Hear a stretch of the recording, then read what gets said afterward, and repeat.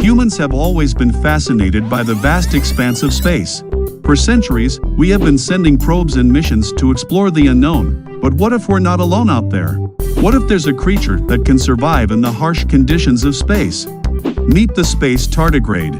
This tiny creature, also known as a water bear, is able to survive in extreme environments, from the depths of the ocean to the vacuum of space. Scientists have discovered that tardigrades can survive in space by going into a state of suspended animation, where they can survive without food or water for decades.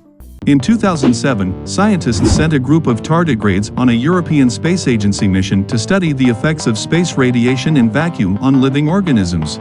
To their surprise, when the tardigrades returned to Earth, over 90% of them were still alive and able to reproduce. This discovery has opened up new possibilities for the possibility of life on other planets.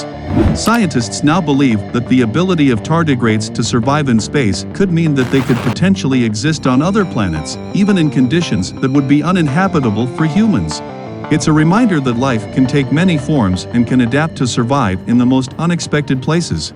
So next time you look up at the night sky, remember the tiny space tardigrade that has expanded our understanding of life and the limits of survival.